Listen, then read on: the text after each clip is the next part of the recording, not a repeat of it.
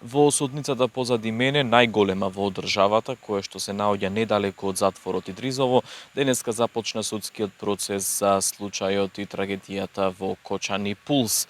Најсилниот момент беше воведниот говор на обвинителот Борче Јанев, кој истакна дека Пулс не изгорел само објектот, туку изгорела целата илузија и дека системот штити, а вербата е таа кај сите присутни и кај родителите кои што денеска во голем број беа тука, дека одговорните се токму на обвинителна клупа. Тој го нарече клупот буре барут и посочи дека покојните музичари ги донеле пиротехничките средства, но вина гледа во целиот систем кој замежал пред пропустите. По завршување на воведниот говор на обвинителот, присутната јавност го поздрави со аплауз. Еве дел од говорот. Katastrofa në Koçan nuk ndodhi nga veprimet ose lëshimet e një dore të vetme njerëzore.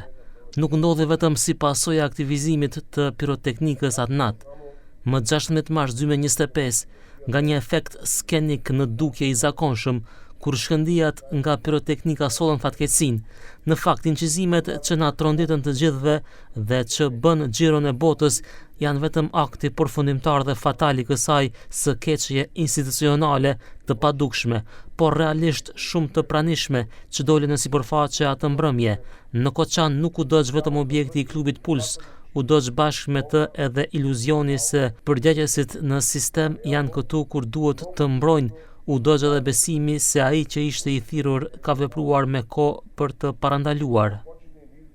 Процесот започна со исклучителна напната атмосфера уште од рано утрово, кога сопственикот на дискотеката беше спроведен во судница од затвор со полициска придружба.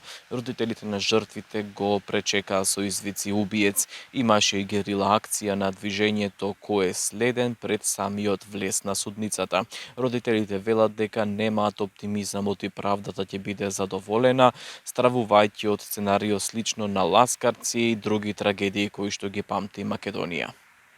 Duhet të ketë drejtësi. 20 vite nuk mendojmë se drejtësia do të plotësohet. 63 jetë të rinj janë shkatëruar. Të gjithë fëmijët, ashtu siç vdiqën tanët, ashtu siç jemi ne dy nëna këtu të pranishme, të gjithë nënat janë me të njëjtën dhimbje. Fëmijë të talentuar, mund t'i shihni në fotografi.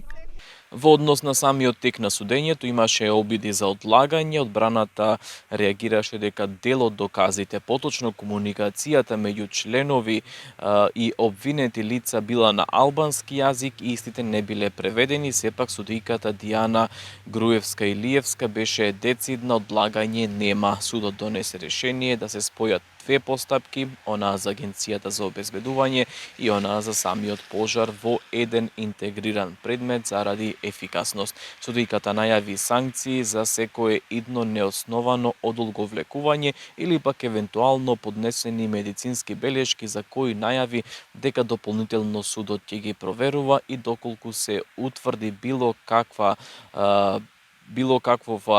нерегуларност, истите ќе бидат казнети од страна на судот. Следното рочиште е закажано за вторник.